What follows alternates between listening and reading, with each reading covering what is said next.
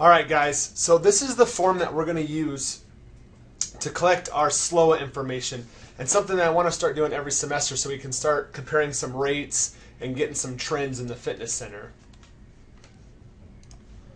So I'm going to take you through how to use this form really quickly. First things first, the only thing we need to collect are people that actually did the pre-test and the post-test. So when you guys do your grading and you go through your assessments, I only want to collect the data on the people that did pre-test and post-test. If they only did one or they didn't do either, we don't need to put them in this form. So that's how we're going to collect our SLOA.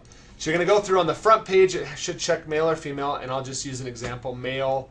My age bracket is 36 to 45, so I'm going to write that in there. And then I don't have actual numbers in front of me, so I'm just going to make some up as if they were. But I want to show. Okay, so I'm going to put my numbers in here. I just wrote some random ones down that are kind of close to myself. So what you see here is waist pretest. So I'm going to put the waist pretest numbers in, which were 54, and then waist post-test, 53.5.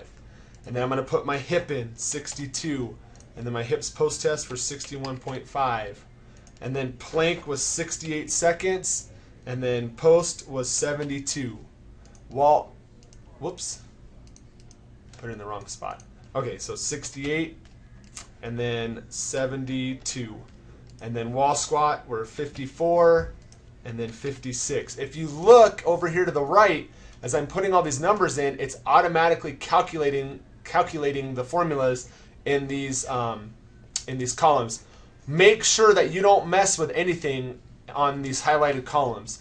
And what I mean by that is if you look here, you can see up in this area there's already a highlighted formula that I've entered in. If you change that, it's going to mess things up, like I do right there. So I want you guys to just leave that alone.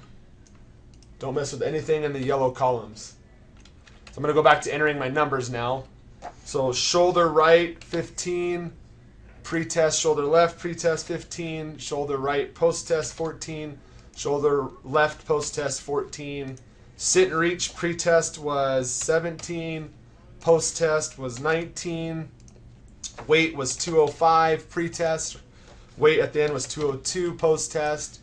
Body circumference, all pre, so we had 54 for the chest, 29 for the thigh, 22 for the calf, and 22 for the calf. And again, it's sometimes hard to read because it's vertical, but that way it leaves it all kind of on one page. And then post-test was 53.5 for chest.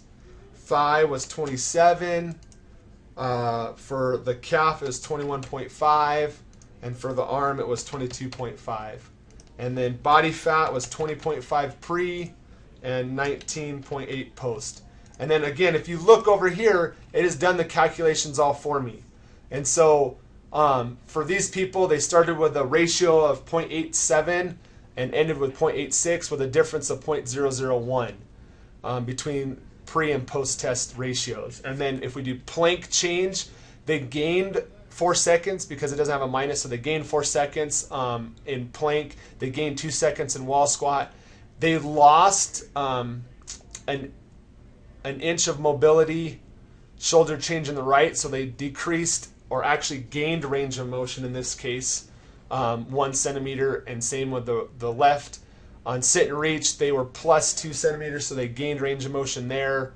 On weight change, they lost 3 pounds. Body circumference, they lost 0.5 centimeters on their bust, 2 centimeters on the thigh, 0.5 centimeters on the calf, 0.5 gain on the arm, and then overall they lost 0.7% body fat.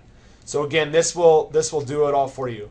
And you're just going to go down. If you only have 15 students that did both pre and post test, you're just going to put those 15 in there. Then what you're going to do is go to this view and hit page layout, and you're going to see that this comes up there. You're going to enter, you're going to save this as a file, and you're going to put the course number, so PHE130A, and the CRN number.